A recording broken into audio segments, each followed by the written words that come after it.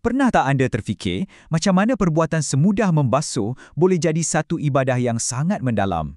Hari ini, kita nak selami seni wuduk, satu amalan penyucian dalam Islam yang bukan saja bersihkan badan tapi juga jiwa kita. Jom kita fahami apa sebenarnya makna di sebalik amalan yang indah ni. Wuduk ni dia lebih dari sekadar nak jaga kebersihan tau. Ia sebenarnya satu persediaan suci, satu momen untuk kita fokus dan sedar sebelum kita nak berhubung dengan pencipta kita. Dan asas amalan ni datangnya terus dari Al-Quran. Ayat ni bukan sekadar arahan biasa tau. Ia satu peringatan yang untuk kita berdiri menghadap Tuhan dalam solat, kita kenalah datang dalam keadaan yang suci, luar dan dalam.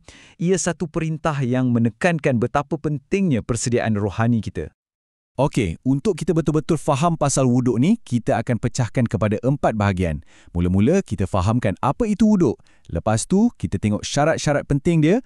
Kemudian, kita lalui langkah-langkahnya satu persatu. Dan akhir sekali, kita uji sikit apa yang kita dah faham. Jom kita mulakan. Baiklah, kita mulakan dengan soalan yang paling asas sekali.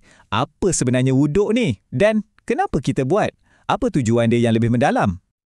Secara ringkasnya, wuduk ni adalah satu perbuatan menyucikan diri yang dibuat dengan niat. Kita guna air yang suci atau air mutlak dekat bahagian badan yang tertentu. Tujuannya untuk bersihkan diri kita daripada apa yang dipanggil hadas kecil, macam keadaan tak suci yang biasa jadi dalam kehidupan seharian, supaya kita betul-betul bersedia untuk beribadah. Seterusnya, jom kita bincangkan tentang syarat sah wuduk. Macam mana-mana amalan penting, ada beberapa perkara asas yang mesti dipenuhi dulu. Barulah wuduk kita tu dikira sah dan sempurna. Yang pertama sekali sudah tentulah, wuduk ni satu ibadah yang khas untuk orang Islam. Ia sebahagian daripada cara kita beribadah yang menghubungkan kita dengan keimanan kita sebelum kita solat. Syarat yang kedua ialah mumayyiz. Apa tu mumayyiz? Maksudnya seseorang tu dah sampai umur yang dia boleh bezakan mana yang baik dan mana yang buruk. Sebab apa? Sebab wuduk ni bukan perbuatan mekanikal semata-mata, ia perlukan kesedaran dan niat yang jelas. Okey, kualiti air pun penting.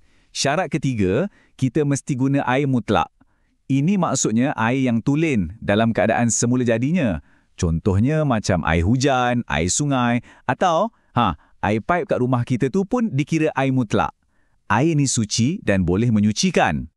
Yang keempat, seseorang itu mestilah dalam keadaan tak berhadas besar. Hadas besar ni, dia keadaan tak suci yang perlukan kita mandi wajib atau ghusl. Wuduk ni pula, dia khas untuk bersihkan hadas kecil sahaja. Dan yang terakhir sekali, yang ni sangat praktikal.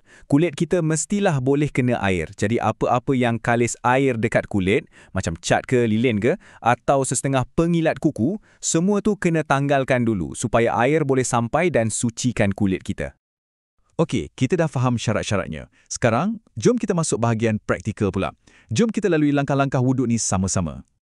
Baik, bila kita cakap pasal perbuatan wuduk, penting untuk kita bezakan antara amalan sunnah, iaitu yang sangat digalakkan, dengan rukun, iaitu yang wajib dibuat.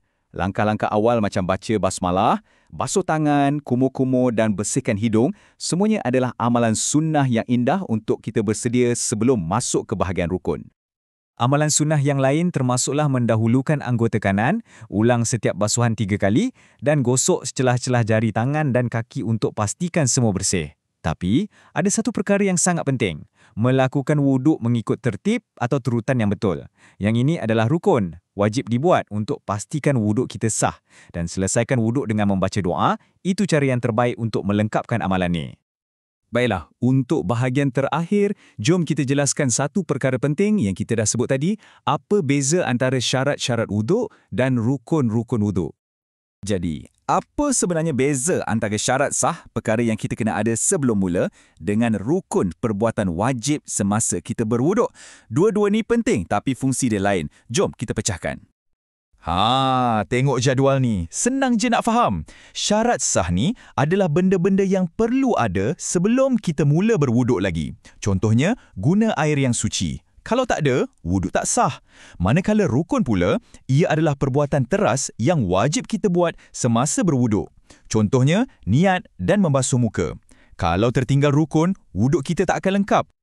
Jadi, kita dah nampak yang wuduk ni sebenarnya satu perjalanan. Bermula dari pastikan syaratnya cukup, sampailah kita buat setiap langkah dengan niat. Ia bukan sekadar membasuh, tapi ia macam satu reset untuk rohani kita. Satu detik untuk kita sedar yang mengubah perkara biasa jadi luar biasa.